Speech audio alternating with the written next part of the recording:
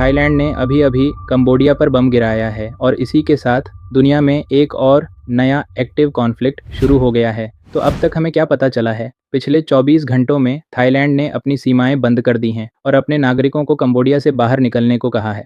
Border पर दोनों देशों के बीच हिंसक झड़पें हुई हैं, जिसमें अब तक कम से कम 9 लोगों की जान जा चुकी है। कंबोडिया पर आरोप है कि उसने थाईलैंड के एक गांव पर रॉकेट दागे और एक अस्पताल को टारगेट किया। वहीं थाईलैंड ने जवाब में फाइटर जेट्स से कंबोडियन मिलिट्री ठिकानों पर एयर स्ट्राइक की है।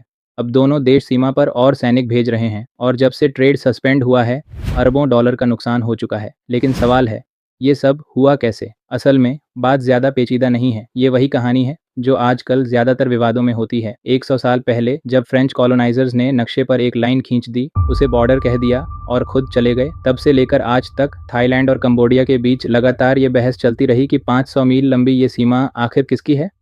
बीते दशकों में कई बार हल्की झड़पें हुईं, लेकिन इस बार मामला तब बिगड़ा जब 2 थाई सैनिक लैंडमाइन से घायल हुए और उनकी टांगें चली गईं। थाईलैंड ने जवाब में बॉर्डर चेक पॉइंट्स पर कंट्रोल ले लिया, क्रॉसिंग पर पाबंदियां लगाईं और यहां तक कहा कि कंबोडियन बॉर्डर टाउन में बिजली और इंटरनेट भी काट सकते हैं। अब कंबोडिया का कहना है वो थाईलैंड को अपनी ज़मीन छीनने नहीं देगा, इसलिए उन्होंने थाई फल सब्जियों के इंपोर्ट पर बैन लगा दिया, थाई फिल्में और टीवी शोज तक बैन कर दिए। फिर मामला और बिगड़ा जब एक कंबोडियन नेता ने थाई प्रधानमंत्री के साथ एक प्राइवेट कॉल लीक कर दी, जिसमें बॉर्डर विवाद पर बातचीत हो रही थी। इस कॉल में थाई पीएम ने अपनी ही आर्मी की आलोचना कर दी थी और इसी वजह से उन्हें सस्पेंड तक कर दिया गया। अब हालात ये हैं कि दोनों देश कह रहे हैं कि वो शांति चाहते हैं, लेकिन असल में दोनों ही और आक्रामक होते जा रहे हैं।